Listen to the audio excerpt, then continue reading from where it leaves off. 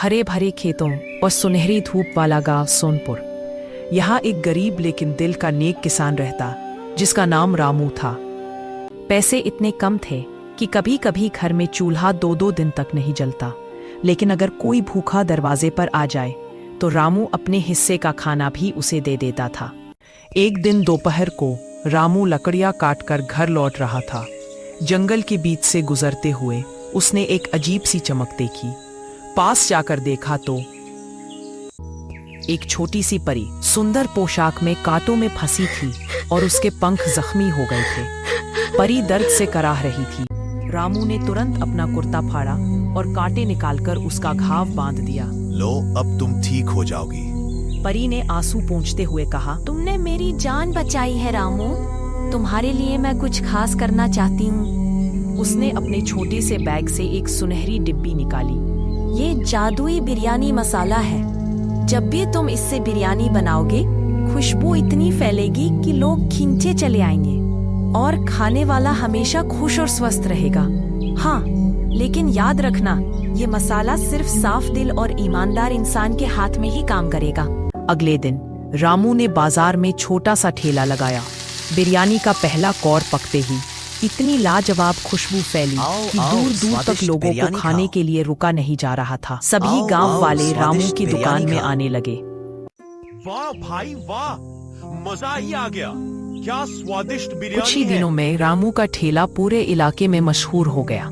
रामू की जिंदगी में थोड़ी बरकत आई ही थी कि गांव में एक आदमी था, भोला। नाम भोला, लेकिन काम में चालाकी भरा, जो रामू से जलने लगा और गुस्से से बड़बड़ा रहा था। ये गरीब रामू अचानक इतना मशहूर कैसे हो गया? इसका राज मुझे पता करना पड़ेगा कि ये इतनी अच्छी बिरयानी कैसे बनाता है। एक रात भोला चुपके से रामू के घर में घुसा और रसोई में देखने लगा। उसको एक डिबिया दिखी जो बहुत चमक रही थी। उसने जैसे ही डिबिया खोली तो उसमें से बिरयानी की बहुत स्वादिष्ट खुशबू आने लगी। अच्छा, तो ये है बिरयानी का राज। अब मैं बनूंगा बिरयानी का राजा।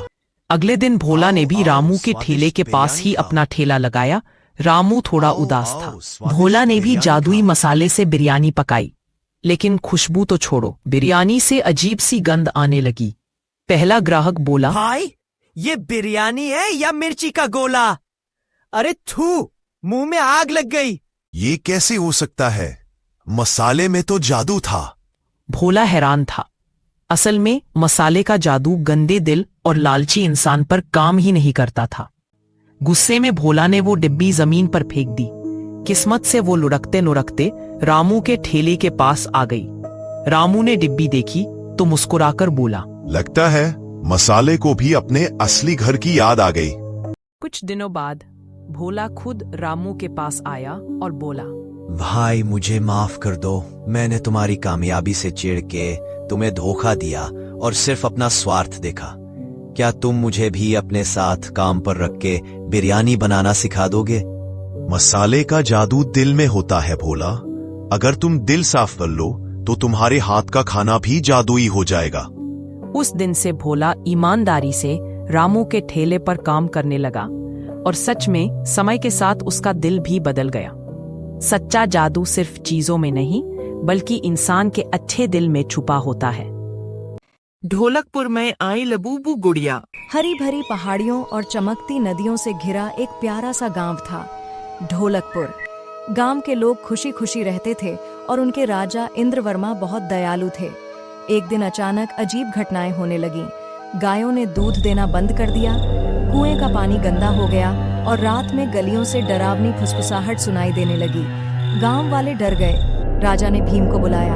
राजा ने कहा, भीम, हमारे गांव में कुछ अजीब हो रहा है। पूरा गांव डरा हुआ है। लोगों के साथ डरावनी घटनाएं हो रही हैं। मुझे तुम पर पूरा भरोसा है भीम के तुम जरूर इसका पता लगा लोगे। ने अपने दोस्तों चुटकी, राजू, कालिया, जग्गू बंदर और शरारती जुड़वां धोलू और भोले को इकट्ठा किया और सारे दोस्त जंगल की तरफ चल पड़े। चलते चलते उनको रात हो चुकी थी, मगर उन्हें कुछ भी समझ नहीं आ रहा था। तभी उन्हें सामने एक बहुत बड़ा और पुराना बरगद का पेड़ दिखा, जो दिखने में बहुत डरवाना था। पुराने बरगद के पेड़ के पास खोजते हुए जग्गू को मिट्टी में पड़ी एक अजीब सी गुड़िया मिली। ये लैबूबू गुड़िया थी, तेज दांत और बड़ी बड़ी आंखें वाली।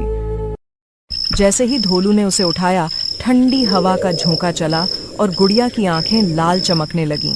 उसके बाद गुड़िया गायब हो गई और गांव में परेशानी और बढ़ गई। मुर्गियां भाग गईं, रसोई का खाना गायब हो गया, यहाँ तक कि राजा का ताज भी लापता हो गया। भीम और उसके दोस्तों ने गुड़िया के निशान का पीछा किया और वह उन्हें गांव के किनारे बने पुराने चौकी घर तक ले गया। अंदर झांक कर देखा तो लैबूबू गुड़िया हवा में तैर रही थी और अजीब मंत्र बोल रही थी। चुटकी को अपनी दादी की पुरानी कहानी याद आई। भीम, मुझे दादी ने एक इसी तरह की गुड़िया के बारे में बताया था। एक लालची जादूगर ने एक लबूबू गुड़िया पर श्राप दिया था, जो खुशी से जीने वालों से बदला लेता था। हमें इस श्राप को तोड़ना होगा। गुड़िया का दिल एक हार्ट स्टोन में छुपा है। अगर हम उसे तोड़ दें तो इसका जादू खत्म हो जाएगा। राजू ने ढोल बजाकर गुड़िया का ध्यान भटकाया। कालिया ने रास्ता रोका और जग्गू छत से झूलकर गुड़िया को पकड़ने आया। भीम ने गुड़िया को कसकर पकड़ा और भोलू भोले ने उसे इतना गुदगुदाया कि उसने हार्ट स्टोन गिरा दिया। भीम ने एक जोरदार वार किया और पत्थर चकनाचूर हो गया। गुड़िया ने जोर से आवाज निकाली और चांदी के धुएं में गायब हो गई। ढोलकपुर में खुशी लौट आई, गांव फिर से शांत हो गया। राजा ने भीम और उसके दोस्तों की सबके सामने प्रशंसा की। उन्होंने कहा, भीम, तुमने एक बार फिर ढोलकपुर को बचा लिया। सभी ने खुश होकर तालियां बजाईं और लड्डू और फूलों की मालाएं इनाम में दी गईं। उस दिन के बाद किसी ने लैबूबू गुड़िया को नहीं देखा।